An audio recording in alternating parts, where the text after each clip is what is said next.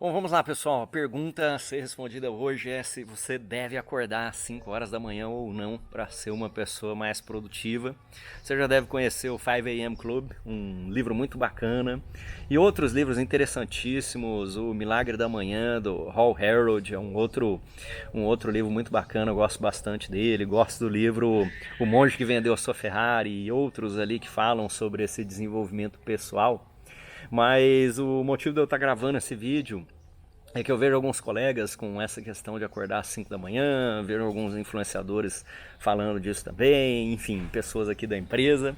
E a primeira coisa que a gente tem que entender é que cada pessoa tem o seu ciclo circadiano aí, tem até um livro fantástico que se chama Quando, salvo engano ele é do Daniel Pink, mas aí ele fala que existem 3 tipos de pessoa: as pessoas que acordam cedo, as pessoas que dormem mais tarde e um intermediário aí. E que isso realmente tem um ciclo biológico envolvido, que muitas vezes você tenta vencer aquilo. É claro que com rotina e treinamento a gente consegue vencer quase tudo, né?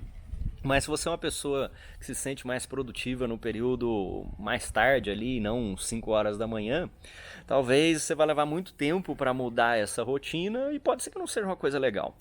E eu quero apresentar aqui um pouquinho do que eu procuro fazer na minha rotina, né? Criar uma rotina de produtividade.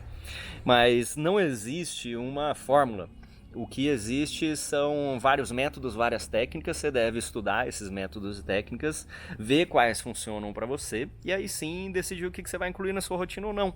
Isso é tão simples quanto eu estou explicando aqui para você.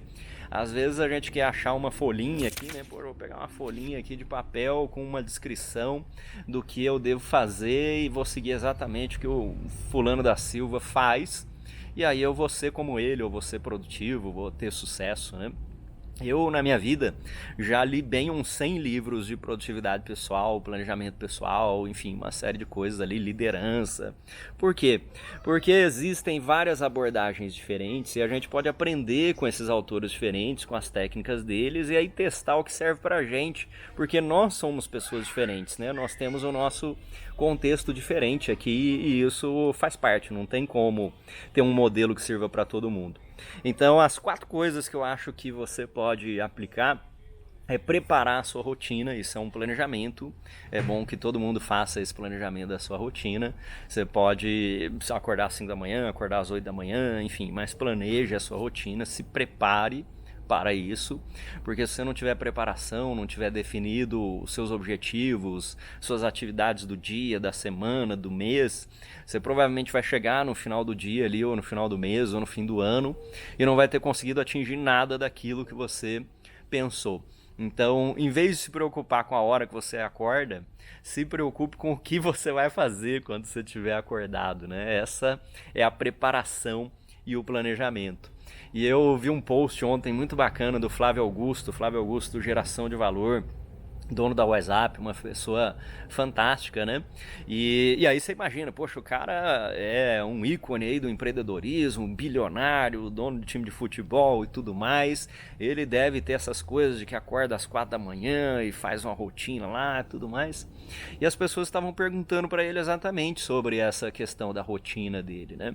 E uma coisa que me chamou muita atenção é que ele colocou que ele acorda 8, 9 horas da manhã, porque não precisa dessas coisas que talvez não se aplique a ele, né? Não é uma questão de ser moda, não se aplica a ele. Ele dorme mais tarde, tá lá, ó, durmo 1 hora da manhã ou pouco mais que isso e acordo 8 horas da manhã. Bom, se isso funciona para ele, tá ótimo.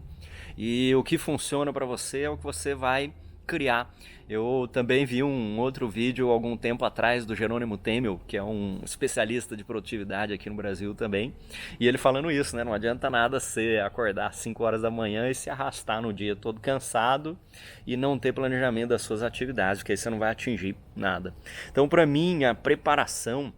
E aí eu procuro criar o meu calendário, eu faço isso todos os dias, faço o meu calendário da semana, reviso ele no domingo, porque aí me permite fazer o segundo passo. Então, preparação, planejamento, aí me permite fazer o segundo passo. Qual que é esse segundo passo? O segundo passo é eu fazer a antecipação. Então agora eu vou antecipar problemas que eu posso ter na minha semana, vou antecipar atrasos, desafios que você vai ter, enfim, faltas de materiais, qualquer coisa. Antecipar situações que possam atrapalhar a sua rotina. Preparação, antecipação. Uma vez que você fez a preparação e a antecipação, a terceira coisa, nosso terceiro passo é praticar. Então você criou tudo isso aí, fez seu planejamento, se antecipou, pensou nos riscos, agora vamos praticar. Porque a rotina é uma questão de hábito. Você não precisa ter uma rotina extremamente disciplinada ali, né, estoica, como um militarismo de exatamente fazer todas as coisas, isso na minha opinião. Mas se você também não tiver rotina nenhuma, eu acho que vai ser bem difícil de você conseguir atingir alguma coisa, porque o nosso cérebro pensa dessa maneira de ter rotina. Quando a gente tem uma rotina, a gente libera espaço mental, que é o que se chama de largura de banda mental, né? O cognitive bandwidth, a sua largura de banda cognitiva. Se eu tenho que toda hora ficar pensando no que eu vou fazer hoje, amanhã, de tarde e tudo mais, ali eu não tenho rotina, essas coisas não entram na automação ou automatização que nos permite liberar espaço mental para fazer outras coisas.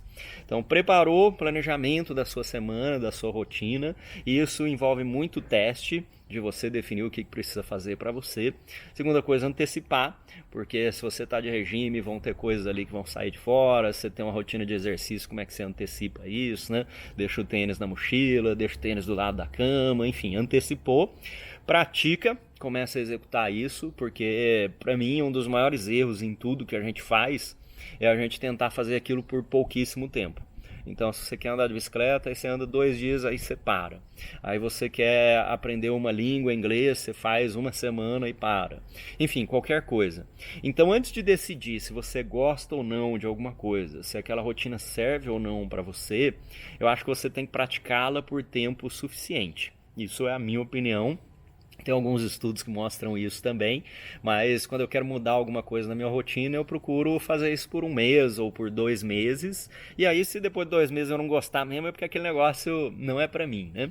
Então, você quer acordar às 5 horas da manhã, começa aí 1 dia, 2 dias, 3 dias, vai fazendo isso aí. Deu 1 mês, deu 2 meses, não tá legal, você tá muito cansado, não tá planejado.